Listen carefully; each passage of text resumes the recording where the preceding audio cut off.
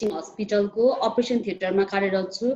आज हामी यहाँ चाहिँ एओ अलायन्स अन्तर्गत उपस्थित भएका छौँ र एओ अलायन्सको रिजनल डिरेक्टर हुनुहुन्छ डाक्टर रामकेवल शाह सर, अनि चेयरपर्सन हुनुहुन्छ डाक्टर रमेश प्रसाद सिंह सर। एओ अलायन्स चाहिँ के हो भन्नाले एओ अलायन्स भनेको चाहिँ एउटा संस्था हो जुन चाहिँ स्विजरल्यान्डमा अवस्थित छ र यसको मुख्य उद्देश्य भनेको चाहिँ गरिब देशहरूमा गएर टिचिङ लर्निङ अथवा सेमिनार कोर्सहरू चाहिँ गराएर फ्र्याक्चर केसहरूको चाहिँ सुधार गर्नु हो हैन। अनि त्यसपछि अहिलेको यो अवस्थामा कोरोना भाइरस कोभिड-19 को महामारीमा हामीहरूले चाहिँ कुनै पनि ठाउँमा गएर चाहिँ फेस टु फेस सेमिनार कोर्सहरू चाहिँ गर्न उचित नभएको हुनाले चाहिँ हामीले प्रत्येक शनिबार अनलाइन सेवा मार्फत चाहिँ हाम्रो टिचिङ लर्निङ एक्टिभिटीलाई कन्टिन्यू राख्नको लागि प्रत्येक शनिबार चाहिँ सेमिनार गर्दै आएका छौँ र गएको शनिबार चाहिँ हाम्रो एउटा टपिकको बारेमा चाहिँ हामी छलफल गरिसकेका छौँ र त्यो टपिक चाहिँ थियो इन्फेक्सन प्रिभेन्सन र आजको चाहिँ हामीले एउटा टपिक लिएर उपस्थित भएका छौँ र हाम्रो टपिक चाहिँ छ challenges in operation room during COVID-19 र यो टपिकको लागि चाहिँ प्रेजेन्टेसन गर्न गइरहनु भएका छ Nepal medical college and teaching हस्पिटलको म्याम अनिता र म्याम सबिला र उहाँहरूले चाहिँ आफ्नो प्रेजेन्टेसन गर्नुहुन्छ। उहाँले प्रेजेन्टेसन गरिरहेको अवधिभित्रमा प्लिज सबैजनाले आफ्नो फोन ल्यापटपहरू म्युटमा राखिदिनु हुन म अनुरोध गर्दछु। त्यसको साथसाथै हजुरहरूलाई लागेको कुनै पनि जिज्ञासाहरू चाहिँ हाम्रो च्याट बक्समा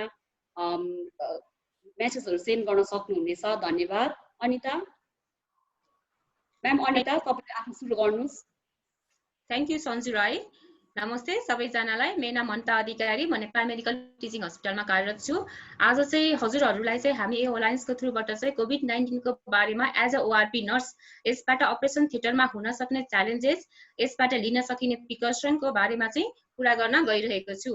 हुन त अरू बेलामा पनि हेल्थ वर्कर्सहरूको जब चाहिँ जहिले पनि च्यालेन्जिङकै रूपमा चाहिँ हुन्छ, त्यसमा पनि यस्तो महामारीको रूपमा आएको कोभिड-19 को बेलामा हामी झन् धेरै रिस्कमा रहेर चाहिँ काम गरिरहेका छौँ।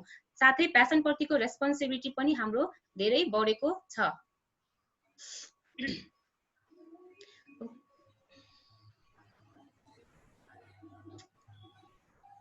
अब हामीले भन्यौं कोभिड-19 को महामारी फैलेको छ भनेर, एक्ज्याक्टली कोभिड-19 भनेको के हो त? कोभिड-19 भनेको चाहिँ एउटा चाहिँ हैन infectious disease caused by a newly discovered corona virus severe acute respiratory syndrome corona virus 2 SARS-CoV-2 formerly called 2019 n CoV. र यसको इन्क्युबेसन पिरियड भनेको चाहिँ 14 डेजको हुन्छ भने यसले चाहिँ सिम्पटम्स चाहिँ 5 to 6 डेजमा चाहिँ देखाएको देखिन्छ र यसमा चाहिँ इन कम्पेरिजन चाहिँ मेलहरू चाहिँ बढी एफेक्टेड भएको छ इन कम्पेरिजन टु फिमेल। यसको रिकभरी रेट चाहिँ एक्ज्याक्टली चाहिँ 19 डेज एप्रोक्सिमेटली हामीले चाहिँ 2 विक्सलाई लिन सकिन्छ हैन for the mild cases, or चाहिँ फर द सिभियर केसेसको लागि चाहिँ 3 to 6 विक्सलाई चाहिँ लिन सकिन्छ। त सिम्पली हामीले जानेकै कुराहरू हो यो हैन। हामीले अहिले पनि न्यूजहरुमा जहिले पनि पब्लिक्सहरुमा चाहिँ हामीले देखिरहेकै छौं, जस्तो हामीले चाहिँ कसरी चाहिँ कोरोना भाइरस लाग्न चाहिँ प्रिभेन्ट गर्न सकिन्छ भनेर चाहिँ, जस्तो regular hand wash with soap and water or regular हैन क्लीन बेस ह्यान्ड स्यानिटाइजरहरुले चाहिँ हामीले चाहिँ ह्यान्डलाई रब गर्ने, अनि एटलिस्ट 1 मिटरको डिस्टेन्स मेन्टेन गरेर पिपल जसले चाहिँ कफिङ स्नेजिङ गर्छ त्यस्तो ठाउँमा चाहिँ मेन्टेन गर्ने, हामीले आफ्नो मुखहरुलाई चाहिँ हैन टच नगर्ने, त्यसै गरेर चाहिँ आफुलाई यदि अनवेल फिल भएको छ भने घरबाट बाहिर ननिस्किने, आफुलाई नेसेसरी छैन भने हैन त्यस्तो गर्छि अननेसेसरी ठाउँहरुमा नजाने, भिडभाडमा नजाने, ल त्यस्तै गरेर चाहिँ आफुलाई चाहिँ लङ्सलाई एक्टिभेट गर्ने कुराहरु जस्तै स्मोकिङहरु, हेभी एक्सरसाइज चाहिँ हामीले चाहिँ गर्नु हुँदैन। कोभिड-19 भनेर भनियो, कोभिड-19 को बारेमा जान्यो। कोभिड-19 चाहिँ एक्ज्याक्टली चाहिँ अहिलेको कन्टेक्स्टमा चाहिँ वुहान चाइनाको चाहिँ वुहान सिटीबाट चाहिँ फर्स्टमा चाहिँ आइडेन्टिफाई भएको हो। यसमा चाहिँ WHO मा चाहिँ 31 डिसेम्बर 2019 मा रिपोर्टेड भएको थियो। WHO ले ग्लोबल हेल्थ इमर्जेन्सी भनेर चाहिँ जनवरी 30 2020 र ग्लोबल पेन्डेमिक भनेर चाहिँ मार्च 11 2020 लाई चाहिँ डिक्लेयर गरेको थियो र अहिलेसम्म पनि कोभिड-19 वर्ल्ड वाइड पेन्डेमिक रूपमा नै र्यापिड रेस्प रूपमा नै गइरहेको पाइन्छ। नेपालको कन्टेक्स्टमा कुरा गर्ने हो भने चाहिँ फर्स्ट केस चाहिँ नेपालमा चाहिँ 24 जनवरी 2020 मा देखिएको थियो, जुन चाहिँ बाहिरबाट आएको एउटा फिमेल केस हुनुहुन्थ्यो, उहाँलाई चाहिँ देखिएको थियो र यसले फर्स्ट केस देखेपछि नेपाल सरकारले चाहिँ बिट्विन जनवरी एन्ड मार्चको बिट्विनमा चाहिँ फर्दर स्प्रेड हुन नदिनको लागि जस्तो विभिन्न ठाउँमा चाहिँ इक्विपमेन्टहरु, मेडिसिनहरु, हेल्थ इन्फ्रास्ट्रक्चरहरुलाई चाहिँ अपग्रेड गर्ने कुराहरु, मेडिकल पर्सनलहरुलाई चाहिँ ट्रेनिङ दिने हैन, त्यस्तै गरेर चाहिँ पब्लिक अवेरनेस प्रोग्रामहरुमा चाहिँ फोकस गरेको देखिन्छ। यति गर्दा गर्दै पनि नेपालमा चाहिँ फर्स्ट डेथ चाहिँ 14 मेमा भएको थियो, जुन चाहिँ एउटा PNC मदर हुनुहुन्थ्यो, जुन धुलिखेल हस्पिटलमा चाहिँ ट्रिटमेन्टको क्रममा चाहिँ एक्सपायर भएको थियो। र अहिले रिसेन्टलीको डाटा भन्दाखेरि हामीले हिजो बेलुकासम्मको जुन गभर्मेन्टले पब्लिस गरेको डाटालाई भन्दाखेरि चाहिँ यसमा चाहिँ टोटल केस 62 देखिएको थियो भने 877 जना चाहिँ रिकभर भएको र डेथ रेट चाहिँ 16 छ।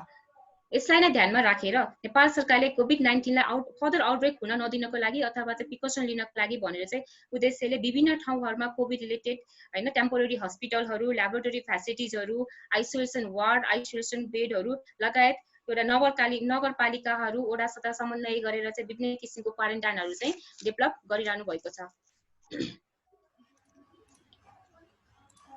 साथै यसलाई अझै फर्दर प्रिभेन्ट हुन अझै हैन प्रिभेन्ट गर्नको लागि चाहिँ अरु देशहरुमा जस्तो गरेर टाइमलीमै नेपाल सरकारले चाहिँ लकडाउन चाहिँ गरेको देखिन्छ र जुन अहिलेसम्म पनि आजको दिनसम्म पनि यसलाई नै कन्टिन्युटी दिएको छ, जसमा चाहिँ जस्तो हामीले यो फिगरमा देख्न सक्छौं अति आवश्यक भन्दा बाहेकको मान्छेहरु चाहिँ घरबाट बाहिर ननिस्किने, इनकेस निस्किनै परेमा चाहिँ मास्कहरु लाउने हैन ह्यान्ड स्यानिटाइजरहरु लाएर चाहिँ निस्किनु पर्दछ र यसो निस्किनै पर्ने कन्डिसन भयो भने नेपाल गभर्नमेन्ट सरकारले दिने अथवा अति आवश्यक जुन हस्पिटलहरु सेक्टरमा काम गर्ने हो भने उहाँले दिएको चाहिँ पासहरु लिएर चाहिँ हामी चाहिँ बाहिर निस्किनु पर्ने चाहिँ हुन्छ। निस्किनु पर्ने हुन्छ र यदि निस्किनै पर्यो भने पनि अहिले हामीले चाहिँ बाहिर बाटोतिर देखिरहेकै हुन्छौं नर्मल मान्छेहरुले पनि अरु बेलामा चाहिँ लाउनु हुँदैन हैन। त्यो अहिले आएर चाहिँ यो कोभिड-19 को महामारीमा आएर चाहिँ जस्तो मास्कहरु, ग्लोभ्सहरु, इभन हैन हामीले सर्जिकल क्याप्सहरु पनि लगाएको चाहिँ देखिरहेका छौं। र अब नेपालकै कन्टेक्स्टमा हेर्ने भने लकडाउनले चाहिँ नेपालमा चाहिँ एकदम धेरै बेनिफिट गरिरहेको देखिन्छ। जस्तो कि हाम्रो देशको चाहिँ इन्भाइरोनमेन्ट चाहिँ फ्रेश हुने, स्वच्छ हावा हामीले चाहिँ खान पाइरहेका छौं, धुलो धुवा मुक्त हाम्रो शहर भएको छ। अनि साथै काठमाडौँमै बसेर चाहिँ न्युजहरुमा कति आइरहेको छ नि काठमाडौँमै बसेर चाहिँ हामीले चाहिँ माउन्टेनहरु इभन माउन्ट एभरेस्टहरु पनि देख्न सकिरहेको भन्ने छ भने साथै चाहिँ हामीलाई चाहिँ एउटा बेनिफिट के भएको छ जस्तो हाम्रो लाइफ चाहिँ एकदम बिजी शेड्युलमा गइरहेको कन्डिसनहरु पनि थियो, बिजी शेड्युलमा कतिले आफ्नो फ्यामिलीलाई टाइम दिन नसक्नेहरु पनि कन्डिसन थियो। त्यस्तो कन्डिसनमा चाहिँ होल फ्यामिलीलाई चाहिँ एउटा चाहिँ आफ्नो मान्छेले चाहिँ टाइम दिने, होल डे टाइम दिने, होल टाइममा चाहिँ टाइम दिएर चाहिँ टाइम स्पेन्ड गरिरहेको पनि देख्न सकिन्छ। यसले चाहिँ हाम्रो लकडाउनले चाहिँ गरेको हाम्रो पर्सनल लाइफमा चाहिँ गरेको चाहिँ बेनिफिटको कुराहरु।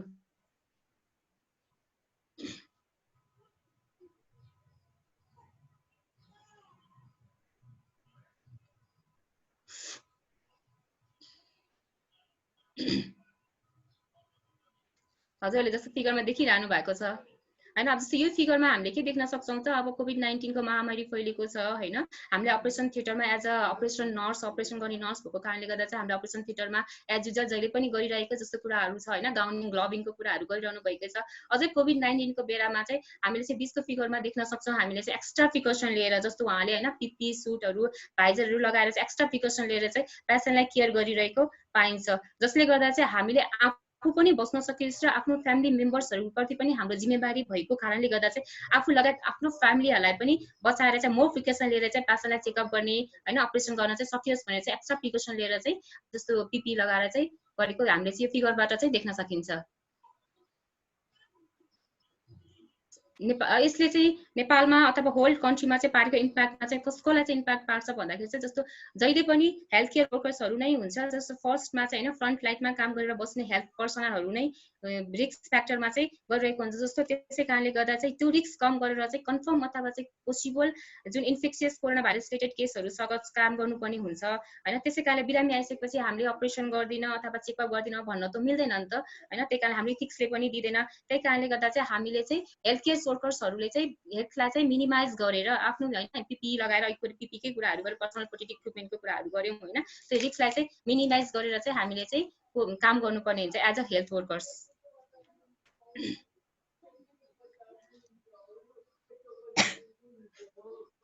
यसको लागि चाहिँ हैन के गरेछ भने चाहिँ मोस्ट अफ द डेभलपिङ कन्ट्रीजहरुमा चाहिँ जस्तो ओआरपी टिममा यसमा पनि हामी अब ओआरपी टिम भएको कारणले सेफ्टी कम्स फर्स्ट हैन। अपरेसन थिएटरमा चाहिँ काम गर्नुपर्ने भएको कारणले सेफ्टी कम्स फर्स्टलाई चाहिँ प्रायोरिटीमा राखेर चाहिँ काम गर्नुपर्ने हुन्छ हैन। त्यसको लागि चाहिँ जस्तो यहाँ देखाएको छ प्रायोरिटीमा राखेर चाहिँ सेफ्टी कम्स फर्स्टलाई र युनिभर्सल प्रिकसन लिएर चाहिँ हामीले काम गर्नुपर्ने हुन्छ, जसको कारणले गर्दा चाहिँ इन्फेक्टेड पर्सनबाट चाहिँ हामीलाई पनि इन्फेक्सनहरू चाहिँ कम होस् होइन, नसरोस्, कम गर्न सकियोस्, यसको कम गर्न सकियोस् होइन। त्यसका लागि चाहिँ हामीले चाहिँ के गर्नुपर्छ भन्दाखेरि चाहिँ हेल्थ केयर वर्कर्सहरूलाई चाहिँ ट्रेनिङहरू दिने होइन, अझै फर्दर ट्रेनिङहरू चाहिँ अपग्रेडहरू गर्नुपर्ने हुन्छ। सेफ्टीलाई चाहिँ एकदम ध्यानमा राखेर चाहिँ आफ्नो सेफ्टी आफू स्वच्छ भयो भने मात्रै त हामीले अरूलाई ट्रिटमेन्ट गर्न सक्छौँ होइन त। त्यही कारणले गर्दा चाहिँ आफ्नो सेफ्टीलाई चाहिँ ध्यानमा राखेर चाहिँ हामीले चाहिँ काम गर्नुपर्ने हुन्छ। जस्तो अब त्यही काम गर्ने क्रममा हामीले जहिले पनि होइन, हामीले ओटी अपरेसन थिएटरमा इच एन्ड एभ्री केसको लागि चाहिँ हामीले पहिलेदेखि नै प्रोटोकलहरू बनाइरहेकै हुन्छ होइन। त्यसमा नि अब यो कोभिड-19 को महामारीको बेलामा चाहिँ अझै धेरै एडुकेट मात्रामा चाहिँ हामीले चाहिँ प्रोटोकल्सहरू बनाउने होइन, चेकलिस्टहरू बनाउने गरेर चाहिँ काम गर्नुपर्ने चाहिँ हुन्छ, जसले गर्दा चाहिँ पोस्ट अपरेटिभ कम्प्लिकेसनहरू चाहिँ कम गर्न सकियोस्। जस्तो डब्ल्युएचओले एउटा थ्योरी चाहिँ एप्लाई गर्नुभएको छ, जस्तो सेभ्स सर्जरी सेभ्स लाइफ्स होइन। त्यही कारणले गर्दा चाहिँ हामीले त्यसलाई चाहिँ ध्यानमा राखेर चाहिँ त्यो अनुसारले चाहिँ त्यो प्रोटोकल बनाएर चाहिँ काम गर्नुपर्छ। हामीले फिगरमा देखेको छौँ, जस्तो अघि नै भनिसकेको छ, नर्मल ग्लोभिङहरू चाहिँ गाउनिङ ग्लोभिङहरू चाहिँ हामीले चाहिँ पहिलेदेखि नै गरिरहेको होइन, हामीले गरिरहेकै हुन्छौँ। र यसमा फर्स्ट सेकेन्ड पिक्चरमा चाहिँ हामीले पहिलेदेखि गरिरहेकै कुराहरू देख्न सक्छौँ भने अहिले थर्ड पिक्चरमा आएर चाहिँ उहाँहरूले चाहिँ एक्स्ट्रा प्रोटोकल बनाउनु भएको छ होइन। एक्स्ट्रा पिपी जस्तो हामीले चाहिँ पिपीकै कुरा गरिरहेको छौँ, पिपीहरू बनाएर पिपीहरू लाउनुपर्छ भन्ने एउटा चाहिँ प्रोटोकल बनाएर चाहिँ उहाँहरूले चाहिँ यसमा चाहिँ इम्प्लिमेन्ट गरेर चाहिँ काम गरिरहेको देख्न सकिन्छ। र हामीले पनि यस अनुसारले नै काम गर्नुपर्ने हुन्छ।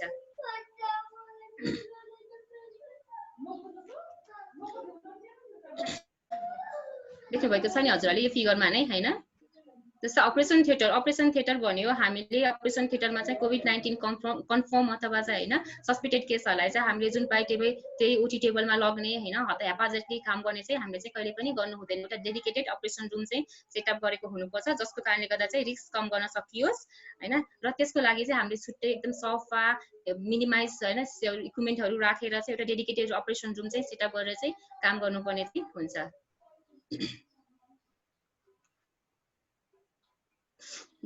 र त्यहाँ जानुभन्दा पहिला चाहिँ सर्टेन कुराहरूमा चाहिँ हामीले ध्यान दिनुपर्ने हुन्छ होइन। जस्तो चाहिँ हामीसँग भएको ग्याजेटहरू, जस्तो फिगरमा देख्न सक्नुहुन्छ, मोबाइल, घडी, पर्स, चाबीहरू होइन, हामीसित भएको इयरिङहरू सबै कुरालाई चाहिँ हामीले रिमुभ गर्नुपर्छ। कपालहरू बाँड्नुपर्छ, टाइडी गर्नुपर्छ यदि कपाल लामो छ भने। त्यसै गरी चाहिँ अघि देखेको जस्तो नङ काट्ने, नेल पोलिसहरू रिमुभ गर्ने होइन। अनि त्यसपछि यदि हामीलाई पानी खान मन लागेको छ भने पानीहरू खाने, वासरुमहरू जाने, रेस्टरुमहरू जाने गर्नुपर्दछ। एकचोटि पिपी लगाइसकेपछि, हामीले पर्सनल प्रोटेक्टिभ इक्विपमेन्ट लगाइसकेपछि फेरि यो कुराहरू गर्छु भनेर चाहिँ हुँदैन। त्यसको लागि चाहिँ फेरि हामीले चाहिँ फेरि अर्को पिपी लाउनु पर्ने हुन्छ यदि हामीले त्यो कामहरू गऱ्यौँ भने। त्यही कारणले गर्दा चाहिँ यो कुराहरूलाई चाहिँ सबै चाहिँ गरिसकेर मात्रै चाहिँ हामीले चाहिँ पिपी लाउनु चाहिँ पर्छ। त्यो कुरा चाहिँ एकदम कन्सियस भएर चाहिँ हामीले चाहिँ गर्नुपर्ने हुन्छ।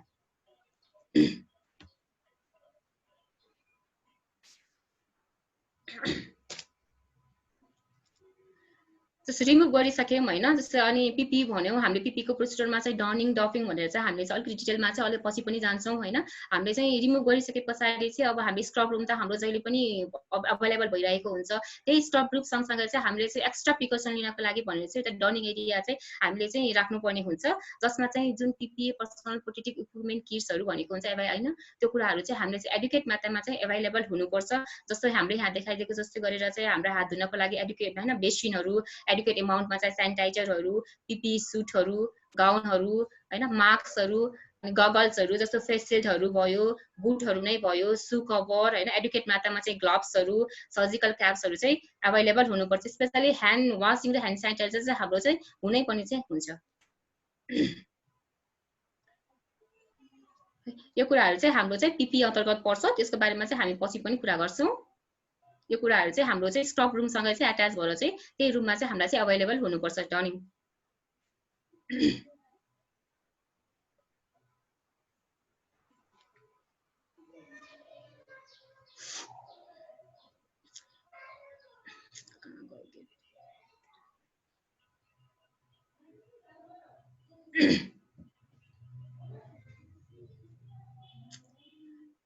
हामीले भन्यौँ नि डनिङ एरियामा चाहिँ यो कुराहरू चाहिँ हुनुपर्छ।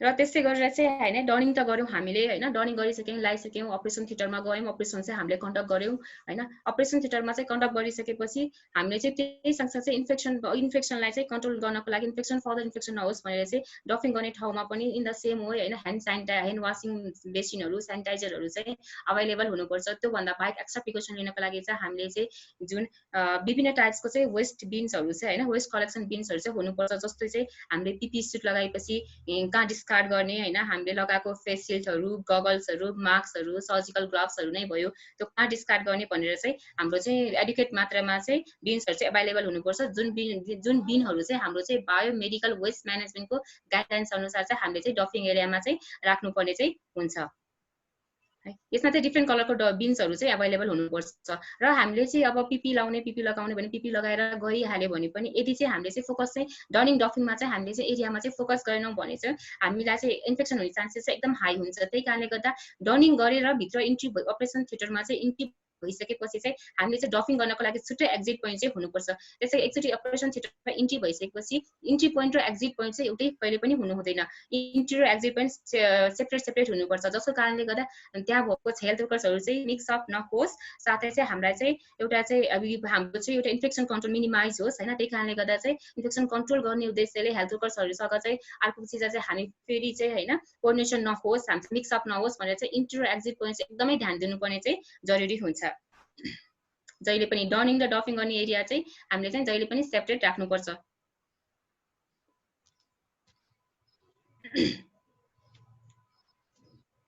त्यसै गरेर चाहिँ अघि नै हामीले भनिसक्यौं डेडिकेटेड अपरेसन थिएटर हुनुपर्छ भनेर हैन त्यसै गरेर चाहिँ हामीले आफूले लगाएको सामानहरु ग्याजेटहरु सबै कुराहरु चाहिँ हामीले सेफली चाहिँ लकरमा चाहिँ हैन हामीले चाहिँ हाम्रो अवेलेबल भएको लकरमा चाहिँ राख्नुपर्छ भनेर भनिसक्यौं हामीलाई चाहिँ यो अपरेसन यदि हामीले कन्फर्म अथवा चाहिँ हैन पोसिबल इन्फेक्टेड केसहरुलाई चाहिँ ट्रिट गर्न अपरेसन थिएटरमा जाँदाखेरि चाहिँ हामीले चाहिँ के गर्नुपर्छ भन्दाखेरि चाहिँ हामीले चाहिँ आफूसँग अपरेसन रुममा चाहिँ एसेन्शियल सामान लिएर जानुपर्ने हुन्छ र अपरेसन रुममा चाहिँ युज हुने जस्तै मोनिटर्सहरु हैन केबल्स भयो एनेस्थेसिया भयो वर्कस्टेसन भयो मेसिन्सहरु त्यसमा रिलेटेड मेसिन्सहरु कट्रीहरु अपरेसन टेबल इभन पेशेन्टको ट्रलीहरुलाई पनि हामीले चाहिँ ट्रान्सपेरेन्ट वाटर रेसिस्टेन्ट प्लास्टिक सिटले चाहिँ कभर गरेको हुनुपर्दछ र यो चाहिँ साथै हैन सम्भव भएसम्म चाहिँ इन्फेक्सन कन्ट्रोल गर्नको लागि इच केस सकिसके पछाडी चाहिँ हामीले जहिले पनि यो सामानहरुलाई चाहिँ डिस्पोज गर्नुपर्ने हुन्छ र सकेसम्म हामीले चाहिँ सामान युज गर्दाखेरि नै हामीले चाहिँ डिस्पोजेबल सामानहरु चाहिँ युज गर्नुपर्ने हुन्छ जस्तै कट्रीहरु भयो हैन बेडसिटहरु नै हामीले चाहिँ डिस्पोजेबल युज गर्न सक्छौं इभन प्रोबहरु पनि अहिले कति आइरहेको छ डिस्पोजेबल प्रोबहरु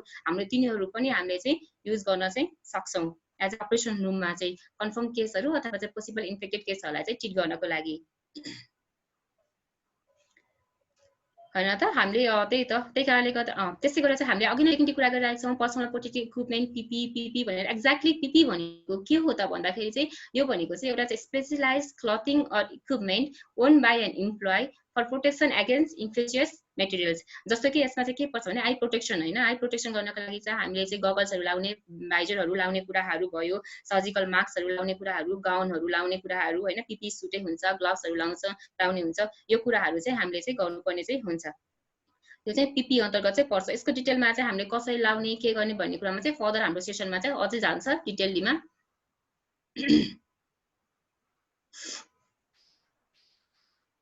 हजुरले देख्नु भएको छ हैन यो फिगरमा चाहिँ जस्तो लगाएर बसेको चाहिँ देखिएको छ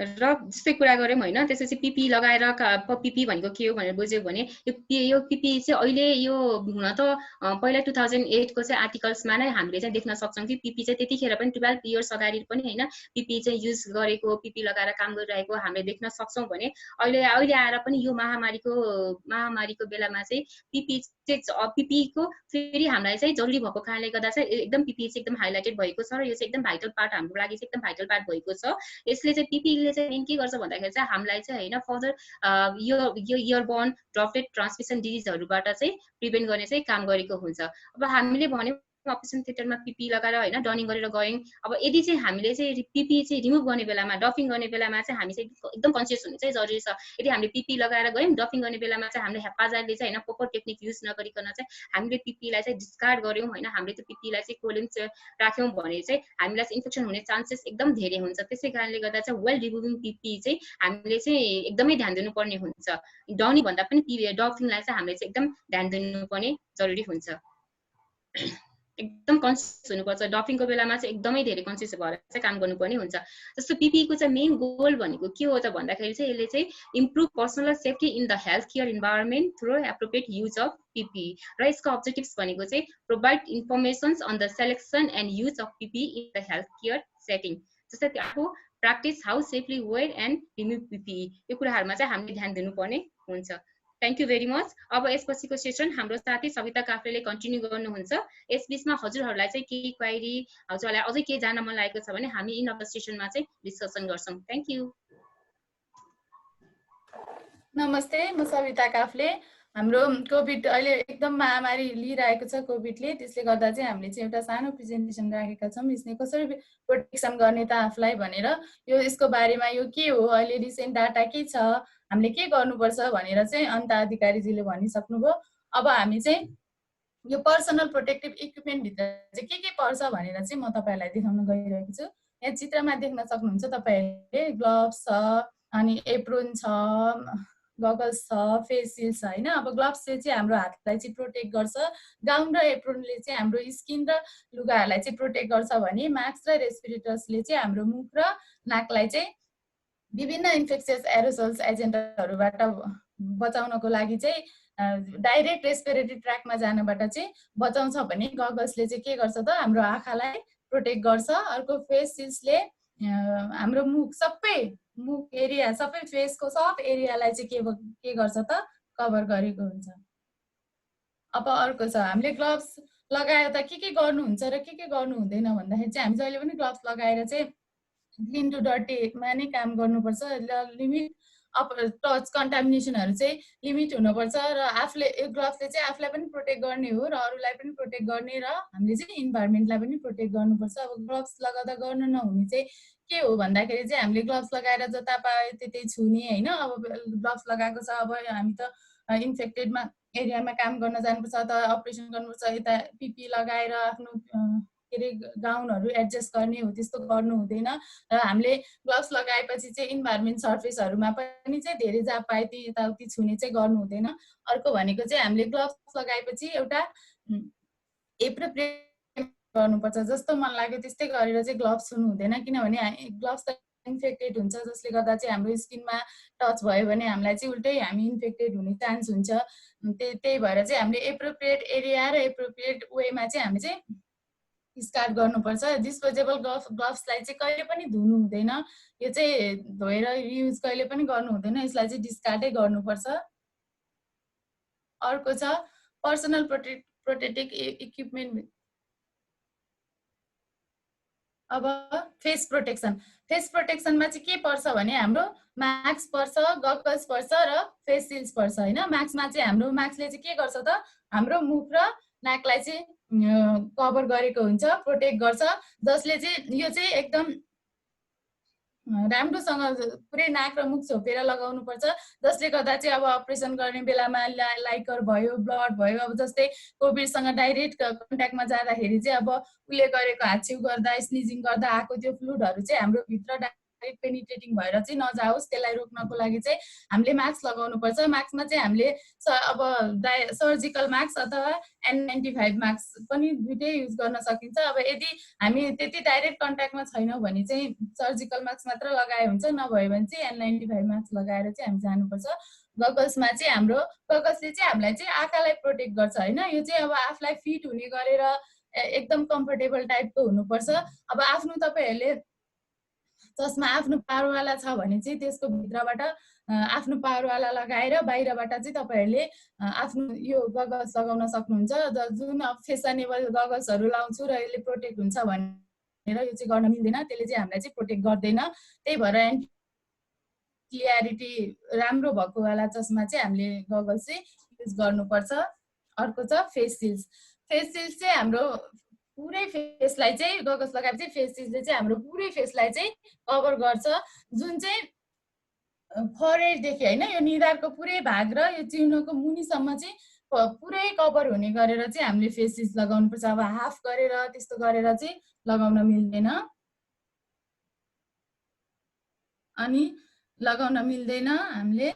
अनि अर्को अब हामीले चाहिँ कसरी सिक्वेन्स अनुसार चाहिँ कसरी चाहिँ डाउनिङ गर्ने होइन, कसरी पिपी लगाउने, अब जानुभन्दा अगाडि चाहिँ हामी कसरी प्रिपेयर हुने भन्दा चाहिँ यहाँ चित्रमा पनि देख्न सक्नुहुन्छ। हामीले फर्स्टमा चाहिँ हामी आयौँ होइन, अब अपरेसन थिएटरमा आयौँ, अनि त्यसपछि आफ्नो ड्रेसहरू चेन्ज गऱ्यौँ, त्यसपछि स्क्रब ड्रेसहरू लगाएपछि चाहिँ त्यसपछि हामीले चाहिँ जुत्ताहरू सुज कभरहरू लगायौँ, त्यसपछि फेरि ह्यान्ड वासिङ गरौँ, त्यसपछि हामीले चाहिँ लुज क्लथ अथवा त्यसपछि N95 मास्क लगाउने। N95 मास्क लगाउँदा चाहिँ फर्स्टमा चाहिँ तलको रबरलाई कानको मुनि लगेर राख्ने र माथिको रबरलाई चाहिँ कानको माथि लगेर आफूलाई कम्फर्टेबल हुने गरेर चाहिँ N95 चाहिँ मास्क लगाउनुपर्छ। अर्को क्याप लगाउने, त्यसपछि फेरि सर्जिकल मास्क लगाउने, त्यसपछि फेरि गगल्स लगाउने, अनि फेरि स्क्रब गर्ने। अनि स्क्रब गरिसकेपछि हामीले चाहिँ पिपी अथवा गाउन लगाउने। अहिले त पहिला चाहिँ डाइरेक्ट गाउन लगाइन्थ्यो भने अहिले चाहिँ पिपी लगाएर त्यसपछि हामी त अब अपरेसन थिएटरमा स्टेराइल एरियामा जानुपर्ने हुन्छ, त्यसैले हामीले चाहिँ स्टेराइल गाउन लगाएर चाहिँ पिपी लगाइसकेपछि ह्यान्ड रब गरेर होइन सेनिटाइजिङ गरेर त्यसपछि हामीले चाहिँ अर्को स्टेराइल गाउन लगाएपछि अनि त्यसपछि ग्लोभ्स डबल ग्लोभ्स लगाएर चाहिँ हामी चाहिँ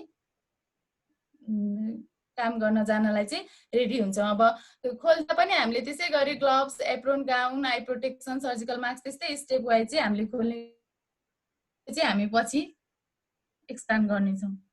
अब अर्को चाहिँ हाउ टु वेयर गाउन होइन। फर्स्टमा चाहिँ कसरी गाउन चाहिँ हामीले सेलेक्ट गर्ने भन्दा चाहिँ पहिला चाहिँ आफ्नो साइजको गाउन चाहिँ हामीले सेलेक्ट गर्नुपर्ने।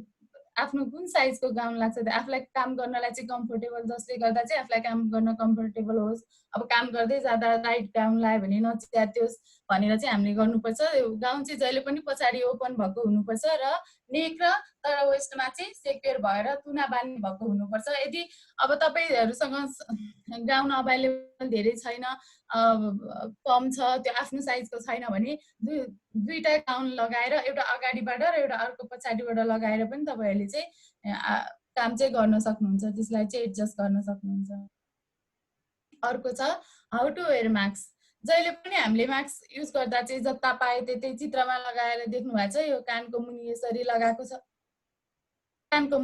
लगाएको छ, अनि त्यसपछि यसरी नाक नछोपिकन यसरी लगाएको छ, हो त्यसरी चाहिँ लगाउन मिल्दैन। हामीले चाहिँ पुरै नाक र मुखलाई चाहिँ कभर गर्ने गरी तल सबै नाक, मुख र यो चिनलाई पनि कभर हुने गरी मजाले रबर हातमा लिएर यसरी कानमा, अनि बिचमा यस्तो छुने यस्तो गर्न मिल्दैन र सानो 2 वर्षको भन्दा मुनिको बच्चालाई पनि मास्क लगाउन मिल्दैन। त्यही भएर हामीले चाहिँ मास्क चाहिँ यसरी लगाउनु पर्छ। अनि हाउ टु वेयर रेस्पिरेटर होइन। पहिला चाहिँ हामीले चाहिँ सेलेक्ट गर्ने, पहिला रेस्पिरेटर चाहिँ सेलेक्ट गर्ने होइन हामीले आफ्नो साइजको। अनि त्यसपछि एउटा हातले यसरी समाउने, भित्र चाहिँ हामीले टच नगर्ने होइन, त्यसको N95 मास्क भनौँ त्यसलाई होइन, भित्र टच नगर्ने, हात यसरी ठ्याक्क नाक र मुखमा राखेर एउटा कानको मुनि र एउटा कानको माथि राखेर हामीले चाहिँ एडजस्ट गर्ने, फिक्स गर्ने, जसले गर्दा चाहिँ हामीलाई काम गर्न सजिलो होस्, झरी नरकोस्। यदि यो मास्क चाहिँ फिट छैन भने चाहिँ हामीले चाहिँ टेप लगाएर होइन, टेप लगाएर पनि हामीले चाहिँ यसलाई एडजस्ट गर्न सकिन्छ। अब लगाइसकेपछि चाहिँ हामीले चेक गर्नुपर्छ जहिले पनि, सासलाई लामोसँग भित्र लिने, त्यसपछि हेर्ने मास्क चाहिँ कोल्याप्स भएको हुनुपर्छ होइन। अनि यदि कोल्याप्स भएको छैन अनि त्यसपछि हामीले चाहिँ इनहेल गर्ने, सासलाई चाहिँ बाहिर छोड्ने, त्यसपछि एक्सेल गर्ने, सासलाई बाहिर छोड्ने। सासलाई बाहिर छोड्दाखेरि चाहिँ यदि हावा यहाँबाट लिक भएको छ भने चाहिँ यो चाहिँ भएन, त्यही भएर चाहिँ हामीले चाहिँ टेप लगाउन पर्छ। टेप लगाएर चाहिँ हामीले चाहिँ यसलाई चाहिँ एडजस्ट गर्नुपर्ने हुन्छ। अर्को चाहिँ हाउ टु वेयर गगल्स होइन। हामीले चाहिँ कसरी लगाउने भन्दा तपाईँहरूलाई थाहा भएकै कुरा हो। हामीले चाहिँ फर्स्टमा पहिला गगल्सको चाहिँ अब पछाडि बान्ने हुन्छ, त्यसलाई चाहिँ एडजस्ट गरेर टाउकोमा छिराएर ठक्क नाक र यो आँखाको उसमा मिलाएर चाहिँ हामीले आफूलाई कस्तो कम्फर्टेबल हुन्छ हेडमा भनेर चाहिँ फिक्स गर्ने हैन। अनि गगल्स जहिले पनि के हुनुपर्छ भने 0 पावरको हुनुपर्छ, ट्रान्सपरेन्ट ग्लास हुनुपर्छ, जसले गर्दा चाहिँ काम गर्न सजिलो होस्, वेल फिटिङ हुनुपर्छ। तपाईलाई झरिराख्यो भने निहुरिराखेरि काम गर्नलाई एकदम गाह्रो हुन्छ, त्यसैले वेल फिटिङ। अनि पुरै आँखालाई चाहिँ के भएको हुनुपर्छ त, कभर भएको हुनुपर्छ। अनि त्यही भएर चाहिँ हामीले चाहिँ आफ्नो साइज आफ्नो साइजको चाहिँ हामीले चाहिँ प्रिफर गर्नुपर्छ। त्यही भएर गगल्स लगाउँदा चाहिँ आफूलाई कम्फर्टेबल टाइपले लुज नहुने गरेर चाहिँ एडजस्ट गर्नुपर्छ। अर्को छ हाउ टु वेयर फेस सिल्स हैन। हामीले चाहिँ फेस सिल्स चाहिँ कसरी लगाउने चाहिँ भन्दा फेस सिल्सको चाहिँ पछाडि रबर हुन्छ, यहाँबाट प्याड आएको हुन्छ, अनि आफूलाई चाहिँ ठ्याक्क फोरहेडमा राखेर ठ्याक्क इलास्टिक ब्यान्ड लगाउने हैन। यो चाहिँ एउटा प्लास्टिकको कभर भएको आएको हुन्छ, यहाँ माथि प्याड हुन्छ, पछाडि इलास्टिक हुन्छ। अनि आफूलाई कम्फर्टेबल हुने गरेर आफ्नो साइजको टाइट नहुने गरेर पुरै फोरहेड कभर गर्ने गरेर हामीले चाहिँ पुरै फेसलाई चाहिँ छोपेको हुनुपर्छ। अब यो चाहिँ हाम्रो त अब सबै चाहिँ रियुज गर्ने गरिन्छ, हामीसँग त्यति अभाइलेबल छैन हैन। त्यही भएर चाहिँ यो फेस सिल्सलाई चाहिँ हामीले 70 to 80% अल्कोहल बेसले चाहिँ डिसइन्फेक्ट गरेर पनि हामीले युज गर्न सकिन्छ र घाममा राखेर पनि हामीले चाहिँ यसलाई रियुज गर्न सकिन्छ। अर्को छ हामी चाहिँ कसरी ग्लोभ्स लगाउने हैन। हामीले सबैले लगाइरहे हो, हामी सबै ओटीमा काम गर्ने हो, त्यही भएर हामीले चाहिँ ग्लोभ्स लगाउँदाखेरि चाहिँ पहिला आफ्नो साइजको ग्लोभ्स चाहिँ सेलेक्ट गर्ने, त्यसपछि जुन हाम्रो ग्लोभ्स लगाउने वेहरू छ नि, जुन टेक्निकहरू छ त्यही युज गरेर चाहिँ हामीले चाहिँ ग्लोभ्स लगाउनु पर्छ। जहिले फर्स्ट ग्लोभ्स लगाउँदा चाहिँ जहाँ लगाए पनि सेकेन्ड ग्लोभ्स लगाउँदा चाहिँ हाम्रो गाउनको बाहुला माथि चाहिँ ओभरल्याप गरेर लाउनु पर्छ, जसले गर्दा चाहिँ हाम्रो इन्फेक्सन चाहिँ भित्र नजाओस्, हाम्रो स्किन चाहिँ नहोस् भनेर।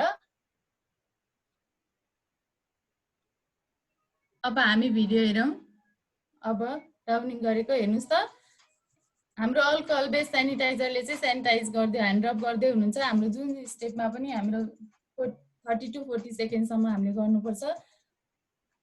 लिक नहोस् भनेर मास्क लगाएर समाएर तलको कानको मुनि लगेर सेकेर गर्नुभयो, माथि लगेर अब चेक गर्नुभयो नि त लिक छ कि छैन भने। अब त्यसपछि गगल्स पनि हामीले त्यस्तै गरी लगाउने, आफूलाई फिट हुने गरेर। त्यसपछि फेरि आफ्नो अनुसार जुन WHO को रुल्स छ ह्यान्ड रब गर्ने हो, त्यही ह्यान्ड रब त्यही स्टेप फलो गरेर चाहिँ हामीले चाहिँ ह्यान्ड रब गर्ने र ग्लोभ्स लगाउने। अनि त्यसपछि आफूसँग जस्तो एभाइलेबल छ हैन, आफ्नो प्रोटोकल अनुसार सबैकोमा एउटै यही खालको पिपी हुन्छ भन्ने पनि छैन, आफ्नो जस्तो छ त्यस्तै पिपी चाहिँ लगाउने। पिपी लगाउने ठाउँमा एउटा चेयर पनि राख्न जरुरी छ, जसले गर्दा चाहिँ आफूलाई लगाएर बस्न कम्फर्टेबल होस्, यसरी लगाउने। र कुनै पिपीमा चाहिँ सुज कभर पनि त्यसमै भएको हुन्छ, त्यही भएर सुज कभर पछिबाट लगाउने जरुरी पर्दैन, आफूलाई चाहिँ सेक्योर गर्ने हैन। अनि पिपी सेलेक्ट गर्दाखेरि जहिले पनि हावा नछिरेको च्यातेको छ कि छैन भनेर हामीले चाहिँ कम्फर्टेबल छ कि छैन भनेर लगाउनु भन्दा अगाडि पनि चेक गर्नुपर्छ र लगाइसकेपछि पनि हामीले चेक गर्नुपर्छ। अब त्यसपछि चाहिँ हामीले अर्को सर्जिकल मास्क लगाउने, त्यसको माथि आफूलाई कम्फर्टेबल हुने गरेर त्यसको माथि चाहिँ क्याप लगाउने। ल हामीले चाहिँ फेस सिल्स चाहिँ आफूलाई लगाउने, सबै फेस कभर गर्ने गरेर। त्यसपछि सुज कभर, कुनैमा त सुज कभर आफ्नो पनि पिपीमा पनि भएको हुन्छ, आफ्नो जस्तो छ त्यो प्रोटोकल अनुसार चाहिँ सुज कभर पनि लगाउने। त्यसको माथि अर्को सुज कभर पनि लगाएर फिक्स गर्ने, जसले गर्दा चाहिँ नखुस्कियोस्, आफूलाई काम गर्नलाई कम्फर्टेबल होस्, त्यसलाई चाहिँ हामीले फिक्स गर्नुपर्ने हुन्छ। ल आफूलाई चेक गर्ने, तपाईँ कम्फर्टेबल हुनुहुन्छ कि हुँदैन, हात यताउति गरेर बसेर त्यसपछि फेरि ह्यान्ड रब गर्ने, WHO को अनुसार ह्यान्ड रब गर्ने। सबै फुल स्टेपहरू पुरा गरेर हामीले चाहिँ 30 to 40 सेकेन्डसम्म चाहिँ गर्नुपर्छ, 20 to 30 सेकेन्ड। ल हामीले चाहिँ स्टेराइल गाउन लगाएर चाहिँ हामी चाहिँ ग्लोभ्स लगाउने। गाउन चाहिँ हामी ओटी अपरेसन, यदि तपाईँ अपरेसन थिएटरमा हुनुहुन्न भने चाहिँ त्यति पिपी लगाएर पनि तपाईँ पेसेन्टसँग जान सक्नुहुन्छ, तर अपरेसन थिएटरमा त हामीलाई स्टेराइल चाहिने भएको भएर हामीले त्यसमाथि चाहिँ स्टेराइल गाउन र ग्लोभ्स लगाउँछौँ। त्यसपछि चाहिँ हामी ल काम गर्न जानलाई, अपरेसन गर्न जानलाई रेडी भयौँ। अब कसरी पिपी चाहिँ सेफ युज गर्ने हैन। पिपी चाहिँ जहिले पनि युज गरिसके यति छुने, मुखतिर छुने, पिपी लगाएपछि चाहिँ ग्लोभ्स लगाएको हातले त्यस्तो गर्नु हुँदैन। अनि एभोइड टचिङ एन्ड एडजस्टिङ हैन, जता पाए छुने अनि मिलाइरहने, पिपी लगाएर फर्स्टमा नि राम्रोसँग सेटअप भएर लगाएपछि फेरि छोइरहने हो, त्यस्तो गर्नु मिल्दैन।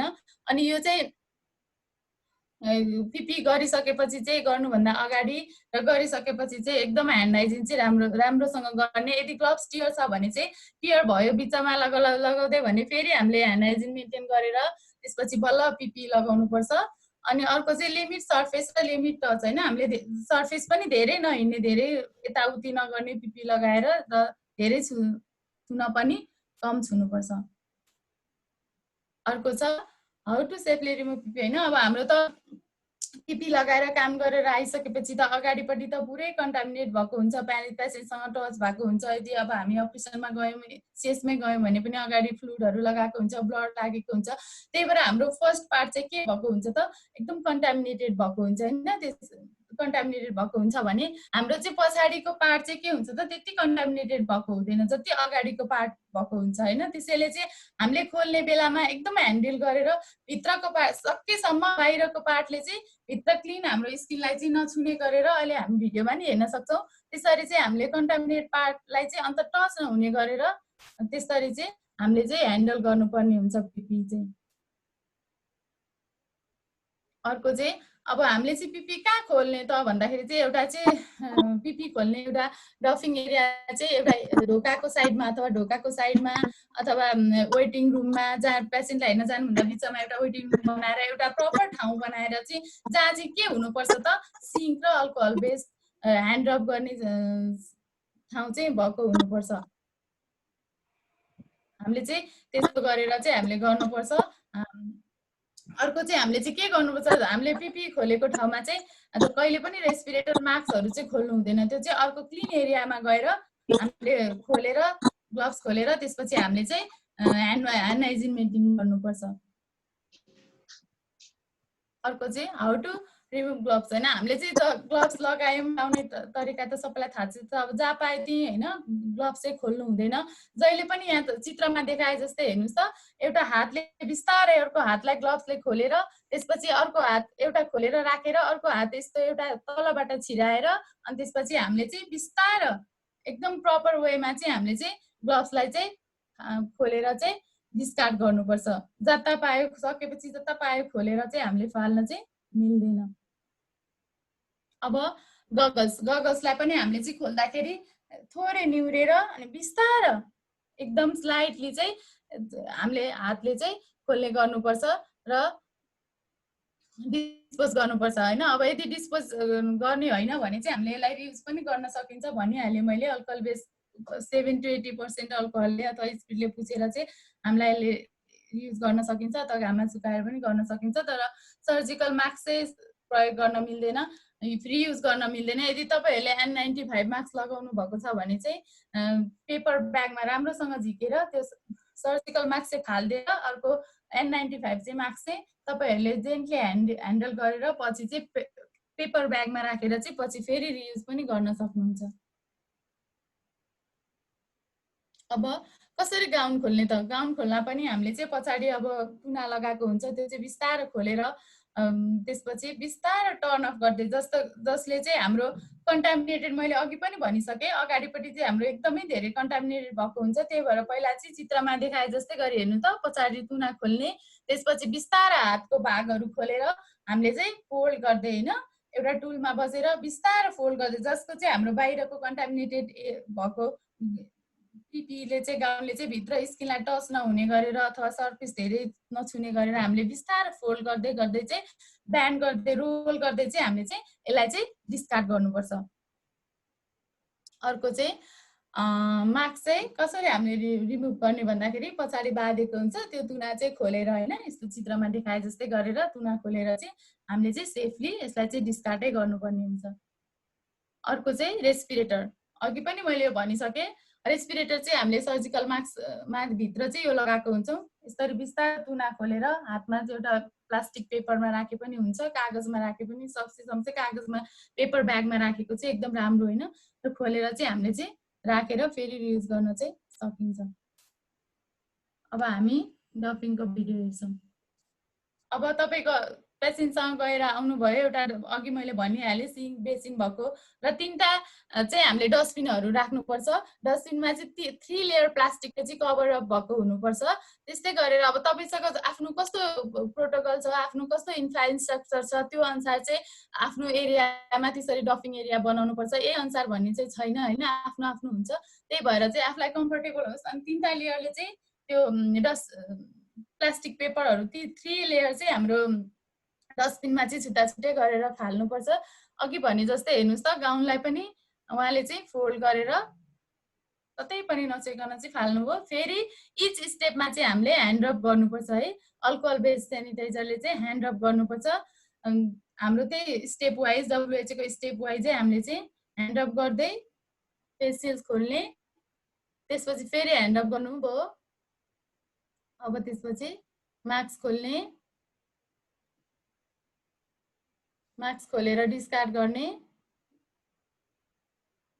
त्यो कहाँ प्रपर प्लेसमा राख्ने हो त्यहाँ डिस्कार्ड, फेरि ह्यान्ड रब गर्ने। हामीले स्टेप वाइजै इच स्टेपमा चाहिँ गर्नुपर्छ है। अब क्याप खोल्ने बिस्तारै, अघि हामीले पनि भनिसक्यौँ कसरी खोल्ने भनेर। त्यसपछि फेरि त्यो पनि डस्टबिनमा हाल्ने र फेरि इच स्टेपमा चाहिँ हामीले ह्यान्ड रब गर्न जरुरी छ। ह्यान्ड रब गर्दा चाहिँ त्यही WHO को अनुसार चाहिँ 20 to 30 सेकेन्डसम्म चाहिँ गर्न सकिन्छ है त हामीले। अब हामी चाहिँ अब यो सुज कभर खोलेपछि चाहिँ हामी चाहिँ क्लिन एरियामा जानु, ह्यान्ड रब गर्ने। त्यसपछि पिपी अथवा यो चाहिँ डिस्पोजेबल गाउन लगाएको छ, यो हाम्रो पिपी पनि हुनसक्छ। त्यही भएर एउटा टुलमा बसेर पनि हामीले खोल्न सकिन्छ। र हामीले बिस्तारै सेफली फोल्ड गर्दै, स्किनलाई टच नगर्ने गरेर फोल्ड गर्दै चाहिँ हामीले चाहिँ यसलाई डिस्कार्ड गर्नुपर्ने हुन्छ। हेर्नुहोस् त, सेफली कतै पनि टच नगरिकन मजाले ऱ्याप गर्दै चाहिँ फोल्ड गर्दै चाहिँ हामीले चाहिँ यसलाई डिस्कार्ड गर्नुपर्ने हुन्छ।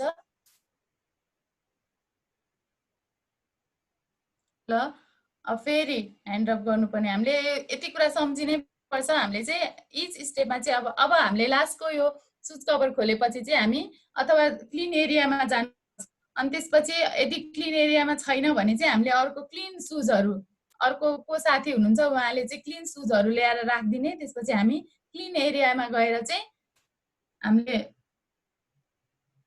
मास्क र गगल्स चाहिँ खोल्न सकिन्छ। अब हामी फेरि सेनिटाइज गरेर अब क्लिन एरियामा जाने।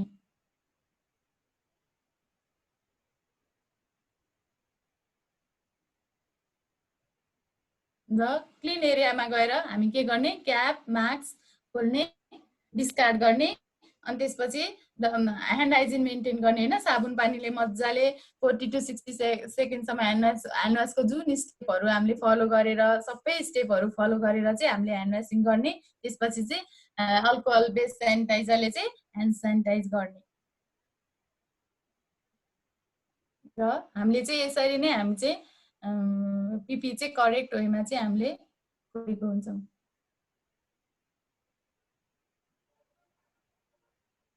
अब ह्यान्ड हाइजिन हामीले चाहिँ अब ह्यान्ड हाइजिन चाहिँ कति बेला चाहिँ मेन्टेन गर्नुपर्छ भन्दाखेरि चाहिँ इमिडिएटली होइन, आफ्टर रिमुभिङ हामीले चाहिँ पिपी खोलिसक्ने बित्तिकै चाहिँ ह्यान्ड हाइजिन मेन्टेन गर्नुपर्छ।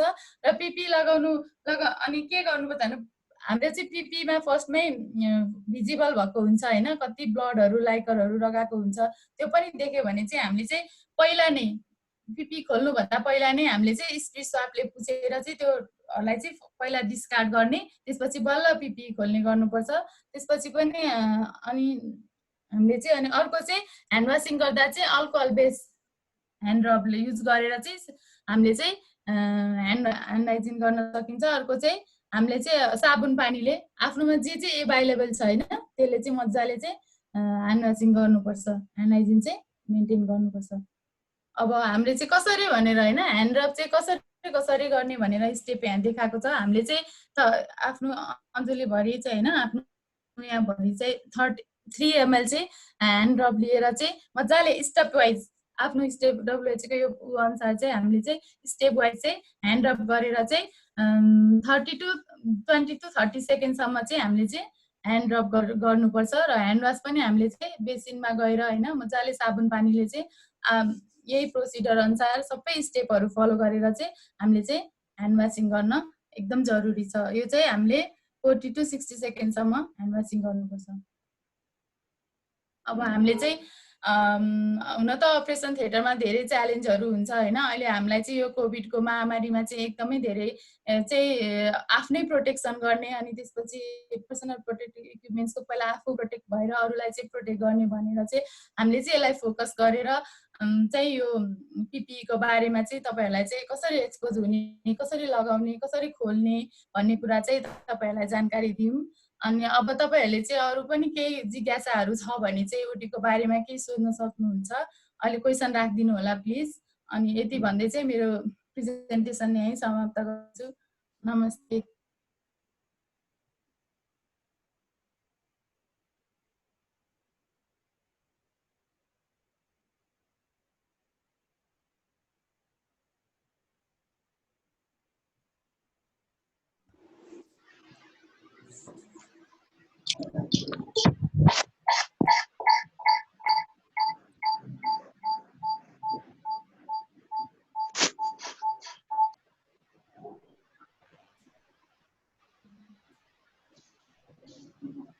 के भयो?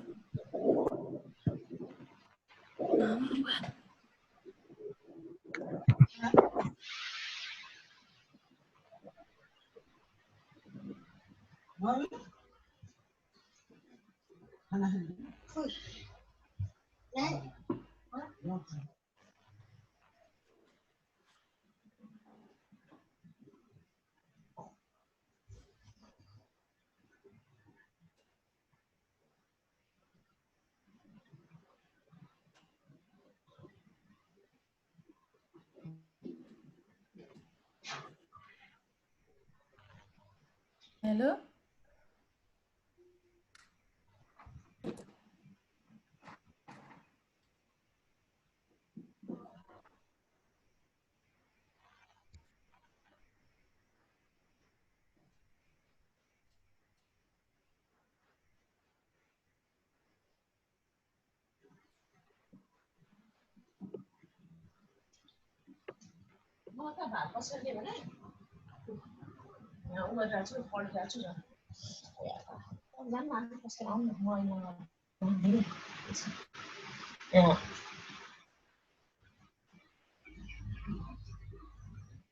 ला सरी ला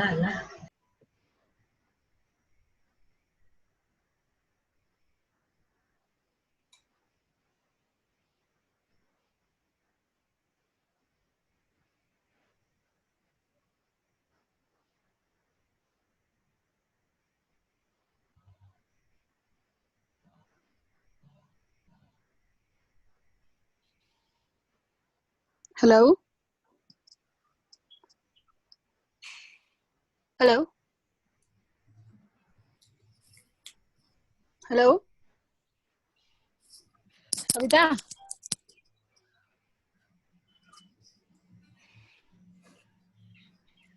हेलो हजुर त्यो एउटा च्याटमा क्वेशन आछ।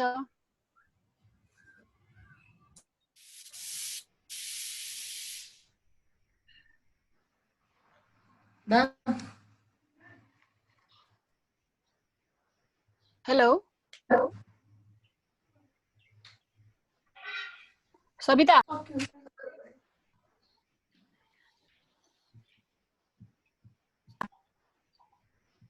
हेलो च्याटमा एउटा क्वेशन आछ क्लिनिङ एन्ड डिसइन्फेक्टेन्टको बारेमा। त्यो क्वेशनको आन्सर दिनुस् न। तपाई प्यानलिस्ट भएर पाटन हस्पिटलमा त केस पनि भयो थियो एउटा। हजुर सर एउटा दुईटा भइसक्यो तीनटै भइसक्यो। हजुर सर त्यो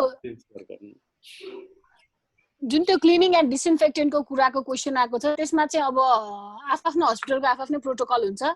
अनि अब हाम्रो म चाहिँ पुनिता महर्जन पाटन हस्पिटलबाट हाम्रो हस्पिटलको प्रोटोकल अनुसार चाहिँ क्लिनिङ एन्ड डिसइन्फेक्टेन्टको लागि चाहिँ हाइपोक्लोराइड सल्युसन क्लोरोकिन भनेर हामीले चलाइरहेछौँ। अनि हाम्रो यो कोभिड पोजिटिभ केस गर्ने बेलामा चाहिँ यो हाइपोक्लोराइड सल्युसनको चाहिँ कन्सन्ट्रेसन चाहिँ अलि हाई गरेर जस्तै 5000 ppm भनेर हामीले चलाउँछौँ त्यो डस्टिङहरू सबै गर्नलाई। अनि ओटी प्रिपरेसन गर्नु अगाडि नै हामीले चाहिँ जस्तै सक्सन बोतलहरूमा जुन सामान सोक गर्ने बाल्टिनहरूमा अथवा भाँडाहरूमा चाहिँ 5000 ppm चाहिँ पहिल्यै प्रिपेयर गरेर राखेको हुन्छौँ। अनि त्यसपछि ओटी सकिसकेपछि चाहिँ जुन रुम ओटी रुम र प्यासेजहरू कोरिडोरहरू सबै हामी त्यो डस्टिङ स्प्रे चाहिँ 5000 ppm ले नै गर्ने गरिएको छ हाम्रो हस्पिटलमा चाहिँ अहिलेसम्म। यो त रुटिन प्र्याक्टिस भएन, यो कोभिडको लागि केही एक्स्ट्रा गर्नु? यो कोभिडको लागि सर, कोभिडको लागि नै 5000 ppm भनेर चाहिँ एक्स्ट्रा हो। अरु बेलामा चाहिँ हाम्रो जम्मा 2500 ppm ले मात्र डस्टिङ गर्ने गरेछ रुटिन केसमा चाहिँ।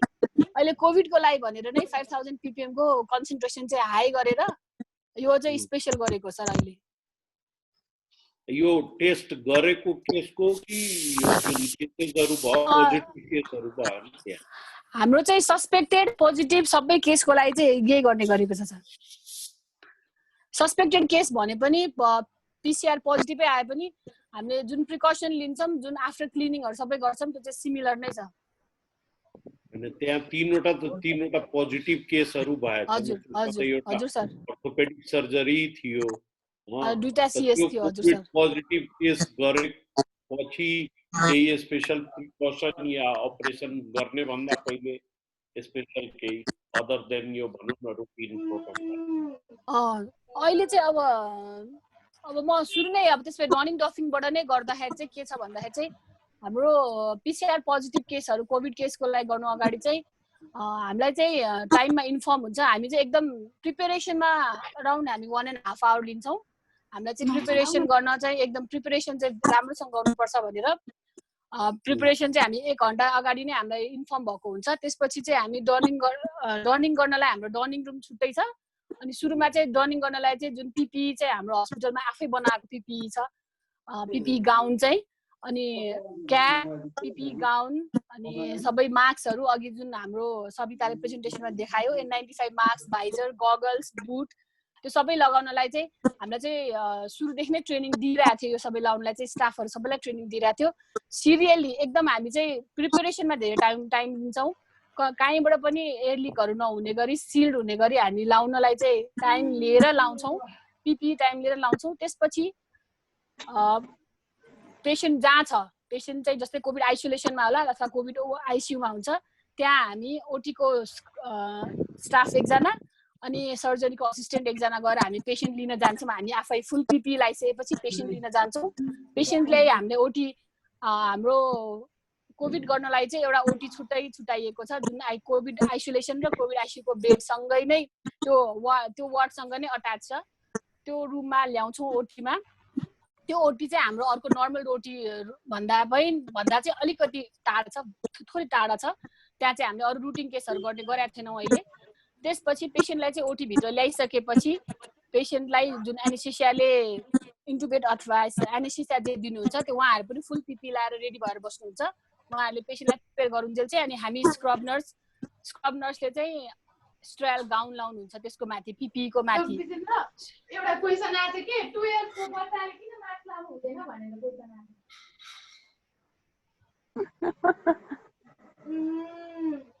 अनि त्यसपछि चाहिँ हाम्रो स्क्रब टिमको लाई चाहिँ 3 लेयरको ग्लभ्स लागेको हुन्छ हामीले चाहिँ। त्यसपछि हामीले स्क्रब चाहिँ ओटी भित्र नै क्लोरहेक्सिडिनले गर्छौँ।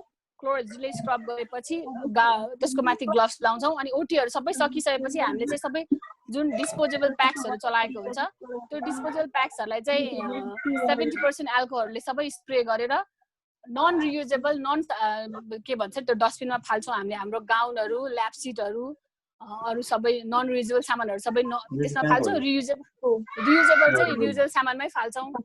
त्यसपछि पेशेन्टलाई चाहिँ हामीले कोभिड आइसियुमा अथवा कोभिड वार्डमा जहाँ ट्रान्सफर गर्नुपर्ने हो हाम्रो टिमले ट्रान्सफर गर्न जानुहुन्छ। अनि अरु जो बाँकी चाहिँ स्क्रबको टिमहरु हुन्छ ओटी भित्रको मान्छे सर्जनहरुले पेशेन्ट लगेर गइसकेपछि हामीले चाहिँ 5000 ppm ले पहिला सबैतिर स्प्रे गर्छौँ। 5000 ppm को हाइपोक्लोराइड सोलुसनको 5000 ppm ले चाहिँ सबैतिर स्प्रे गर्छौँ। भुइँमा पनि फ्लोरमा बेडहरुमा पनि सबैमा स्प्रे गर्ने, भुइँमा पनि सबै ठाउँमा त्यो सल्युसन खनाउने। त्यसपछि भिजाउने, त्यसपछि चाहिँ 10 मिनट्स छोड्ने, 10 मिनट्स छोडिसकेपछि त्यसपछि बल्ल हामी डस्टिङ गर्छौँ। त्यही 5000 ppm मा चाहिँ डस्टिङ टावल लिएर वालहरू अनि बेडहरू सबै डस्टिङ गर्छौँ। त्यसपछि जुन ठाउँमा चाहिँ हामीले माथि माथि भ्याउँदैनौँ, हाम्रो हातभन्दा माथि नभेट्ने वालहरू छ, त्यहाँ चाहिँ हामी त्यही 5000 ppm ले चाहिँ स्प्रे गर्छौँ। त्यसपछि हामी जुन पेसेन्टलाई चाहिँ लग्ने कोरिडोर छ त्यो कोरिडोरसम्म हामी सबै डस्टिङ गर्छौँ। त्यसपछि अब हाम्रोमा चाहिँ अहिले के गरेको छ भन्दा जुन फेस सिल्ड र गगल्स चाहिँ 5000 ppm मै सोक गरेर 1 घण्टा सोक गरेर त्यसलाई चाहिँ फेरि रियुज गर्ने गरिएको छ। 1 घण्टा 5000 ppm मा सोक गर्ने, त्यसपछि क्लिन गरेर घाममा सुकाएर पुरै ड्राई भएपछि गगल्स र फेस सिल्ड चाहिँ हामीले त्यसरी चलाउने गरेछौँ। अनि अब पहिला चाहिँ हाम्रोमा गगल्स चाहिँ फग वाला आउँथ्यो, अलि अनि त्यही भएर स्क्रब गर्दा त्यसै त धेरै गर्मी हुन्छ, double layer triple layer AC चलाउनु हुन्छ हुँदैन भनेर यो कन्ट्रोभर्सी कुरा भइरहेछ। त्यही भएर हामीले अहिले चाहिँ हामीलाई एन्टी फग वाला गगल्स प्रोभाइड गरेको छ जसले गर्दा चाहिँ फग हुँदैन। त्यही भएर कहिलेकाहीँ चाहिँ गगल्सहरू अनि हाम्रो आफ्नै ग्लासहरू चाहिँ फग हुने भएको भएर एउटा स्याभलन सल्युसनले चाहिँ युज गर्दा पनि हुन्छ। स्याभलन सल्युसनले चाहिँ हाम्रो गगल्सलाई चाहिँ गगल्स र आफ्नो ग्लासहरूलाई स्याभलन सल्युसनले क्लिन वाइप गर्यो भने फग नहुने चाहिँ एउटा एकदम राम्रो रहेछ कि यो फग हुँदैन रहेछ हाम्रो ग्लासहरू स्याभलन सल्युसनले पुछ्यो भने। अनि त्यसपछि त्यसपछि बाँकी भयो इन्स्ट्रुमेन्टहरूको कुरा। इन्स्ट्रुमेन्टहरू पनि हामी त्यही 5000 ppm मा 1 आवर पुरै इमर्ज हुने गरी नै सोक गर्छौँ। त्यसपछि एउटा बकेटमा राखेर त्यसलाई बाहिरबाट त्यो बकेटलाई पनि पुरै स्प्रे गरेर राखिदिन्छौँ। अनि त्यसपछि बाहिर निकालेर त्यो सामानहरूलाई चाहिँ हाम्रो अरू एटेन्डेन्ट दाइ दिदीहरूले चाहिँ क्लिन गर्नुहुन्छ पिपी लगाएर नै। अरू केही छ क्वेसनर?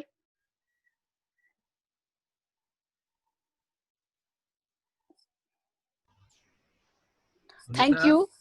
हजुर म डाक्टर श्रीवास्तव। हजुर नमस्ते। हजुर एउटा क्वेसन आएको रहेछ कि यहाँनिर 2 इयर्सको बच्चालाई चाहिँ हैन किन मास्क लगाउनु हुँदैन भनेर भन्नु भएको रहेछ। यो चाहिँ अब 2 इयर्सको बच्चाले राम्ररी मास्क ह्यान्डल गर्न पनि सक्दैन हैन, त्यही भएर उसलाई डिफिकल्ट ब्रिदिङमा पनि प्रब्लम हुने भएको भएर चाहिँ उसलाई चाहिँ यो मास्क लगाउन मिल्दैन भनेको एउटा क्वेसन आएको रहेछ यहाँनिर। अब यस विषयमा केही पुनिता जिरा भन्नु छ भने पनि उहाँले पनि भनिदिन सक्नुहुन्छ अथवा सरहरूलाई पनि भनिदिँदा हुन्छ।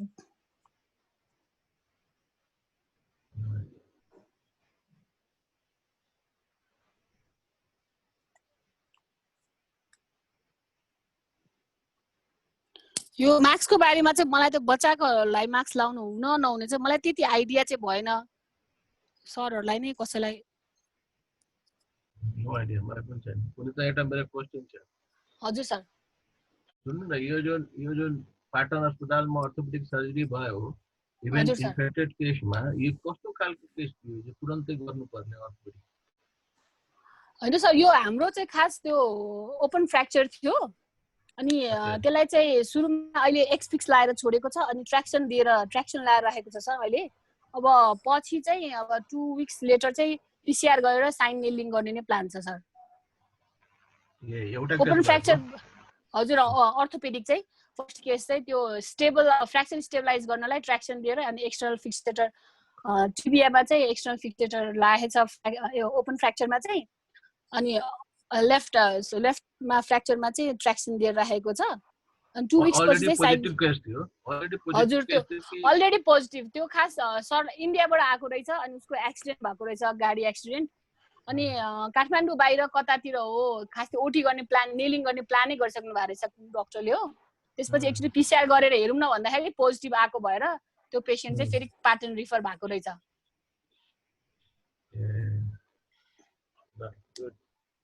हस् थ्याङ्क यू सर। धेरै धेरै राम्रो प्रेजेन्टेसन हामीले पनि धेरै कुरा सिक्यौँ। Very good very good. प्रेजेन्टरलाई बधाई छ। Very very nicely the presented. Very good.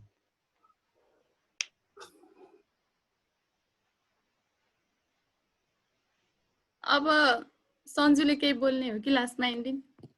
अब क्वेसनहरुको त एन्सरहरु सबै भइहाल्यो हैन।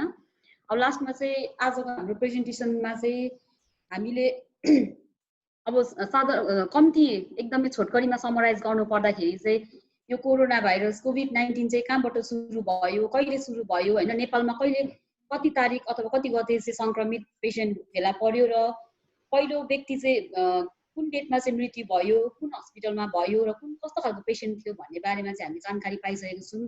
र त्यसपछि हामी चाहिँ हेल्थ वर्कर्सहरूले चाहिँ हामी जहिले पनि फ्रन्ट लाइनमा उभिएर काम गर्नुपर्ने भएको हुनाले गाउनिङ ग्लोभिङदेखि लिएर होइन पिपिई कसरी लगाउने, कसरी खोल्ने, कसरी डिस्पोज गर्ने, अनि आफू सँगसँगै अरू पेसेन्टहरूलाई पनि र समुदायमा पनि कसरी इन्फेक्सन चाहिँ हामीले सङ्क्रमणहरू चाहिँ कसरी फैलाउनबाट कसरी रोक्न सकिन्छ भन्ने कुराहरूलाई चाहिँ हामीले यहाँनिर छलफल गरिसकेका छौँ होइन।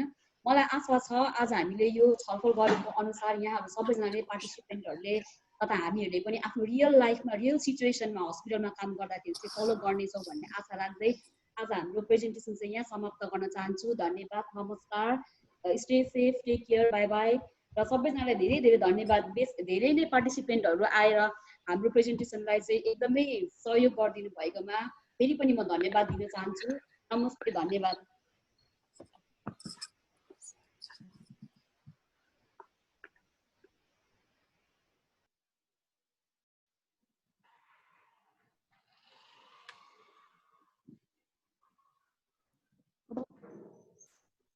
लक्ष्मण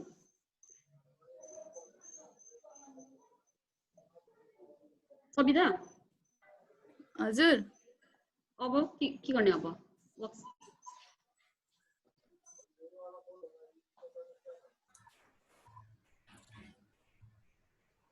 लक्ष्मण हजुर हजुर अब तपाईहरु च्याट बक्स हेर्नु हुन, त्यहाँ क्वेशन सोध्नु भएको थियो, तपाईहरुले आन्सर दिनु भएन। अघि दुईटा आएको छ नि च्याट बक्सको क्वेशन त सबै आन्सर गरिसक्यो जस्तो लाग्यो मलाई। दुईटा तीनटाको त आन्सर भइसक्यो त, अरु नयाँ आएको छ र हैन त्यही क्वेशन अझ केही क्वेशनहरु केही छ भने भन्न सक्नुहुन्छ, राख्न सक्नुहुन्छ क्वेशन फेरि। अब यो यहाँ भएको त सबै आन्सर भइसक्यो जस्तो लाग्छ। अर्को कुन छ? सबै भइसक्यो छैन। एउटा सबिता हजुर किनकि मार्क्सको कुरा आइरहेको छ नि, मार्क्सको कुरालाई चाहिँ लिएर चाहिँ प्लिज क्वेशनको एक्चुअल एन्सर आएन भने लेख्नु भएको छ क्या उहाँले नै। त्यही कारणले गर्दा सरहरूलाई केही आउँछ भने सरहरूले रिक्वेस्ट गरेर चाहिँ डाक्टर विजेन्द्रलाई भन्न एन्सर दिनलाई भन्न चाहन्छु। बच्चाहरुको चाहिँ अब त्यही कुरा छ हो। हेलो सबिना, मास्क ह्यान्डल गर्न नसक्ने डाक्टर विजेन्द्र। अब त्यो हाम्रो जुन 2 वर्षको मार्क्स जुन बच्चा छ, एज भनेको कुनै लिमिट हुँदैन। मार्क्स अब हाम्रो प्राय पेडाडिक एज ग्रुप अनि एडल्ट एज ग्रुप भनेर मार्क्स आउँछ, अनि हामीले बच्चाहरुमा पेडाडिक एज ग्रुपको मार्क्स युज गर्न सक्छौं। त प्राय बच्चाहरु 2 वर्ष मुनिको बच्चाहरुमा अब कुनै कट अफ पोइन्ट हुँदैन, 2 वर्ष 3 वर्ष अनि कट अफ पोइन्ट हुँदैन। तर सानो बच्चाहरुमा कस्तो भने उनीहरूले कुरा बुझ्दैन, हामीले भनेको कुरा उनीहरूले मान्दैन होला हैन। त्यो भएको कारणले उनीहरूलाई हामीले मार्क्स लगाए पनि उनीहरूलाई अनकम्फर्टेबल फिल हुन्छ, अनि अनकम्फर्टेबल फिल भएको कारणले बच्चाहरूले झन् इरिटेट हुन सक्ने, हल्ला गर्ने, अनि त्यसपछि चल्ने, अनि त्यसपछि मार्क्सलाई समाप्त खोज्ने। त्यस्तो बच्चा धेरै इरिटेट भयो, बच्चाहरू धेरै चल्न थाल्यो भने, हातले चलाउन थाल्यो भने झन् कन्टामिनेटेड हुने भएको कारणले हामीले यस्तो बच्चाहरू जुन बच्चाले कोअपरेट गर्न सक्दैन या हाम्रो बुझ्न सक्दैन, त्यसमा हामीले मार्क्सको अभोइड गर्न सक्छौँ। तर कट अफ पोइन्ट भने यही 2 वर्ष या 3 वर्षमा भन्न खोजेको होइन। बच्चाहरू सानो भएको कारणले, हाम्रो कुरा नबुझ्ने कारणले बच्चाहरू कहिलेकाहीँ अनकम्फर्टेबल भएर इरिटेट भएर झन् बढी रुने, अनि सर्जरी एनेस्थेसिया दिने बेलामा झन् सर्जरी गर्ने बेलामा बच्चाहरू धेरै रोयो भने कहिले स्पाजममा जाने डरहरू हुनसक्छ। त्यो भएको कारण अभोइड गर्नको लागि हामीले लगाउनु भन्दा नलगाउनु बेटर हुन्छ भन्न खोजेको मात्रै हो त्यसमा। बस बच्चाहरूले कहिलेकाहीँ हैन यो बच्चाहरूले चाहिँ कहिलेकाहीँ अब त्यो मास्कलाई चाहिँ बच्चाहरूलाई अब थाहा हुँदैन नि त्यो मास्क हो भनेर, होइन। उनीहरूले चाहिँ बच्चाहरूले चाहिँ अब त्यो मास्कलाई चाहिँ निल्न पनि सक्छ कि, सानो टुक्रा निल्यो भने पनि फरेन बडी हुन सक्छ, त्यो पनि एउटा कारण हुन सक्छ।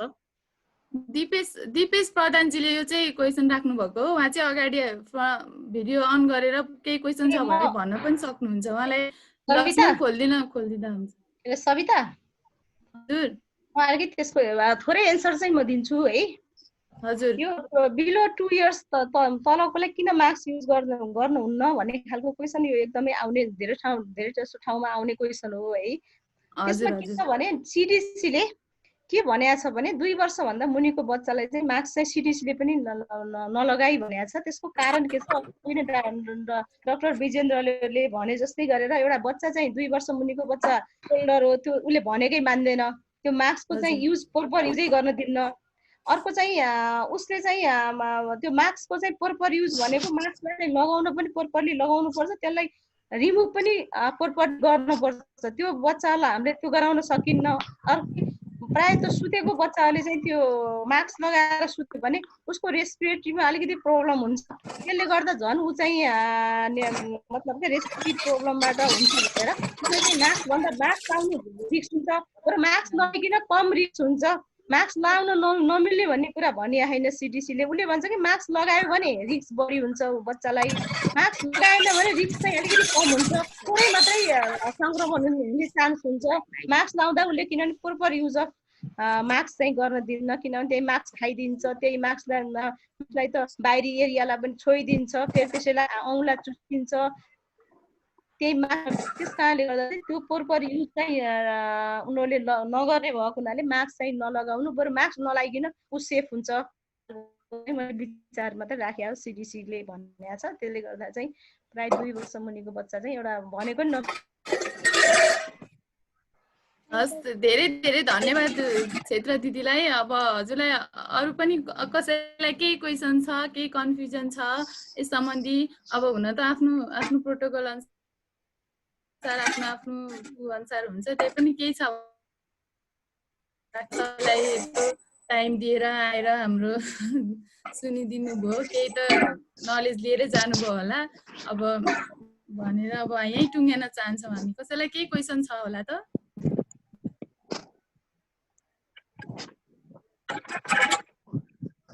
क्वेसन कहीँबाट पनि आएन। हजुर, ल हस् त, सबैलाई थ्याङ्क यू। लक्ष्मण हजुर, ल अब क्लोज गरौँ होला अब। हुन्छ।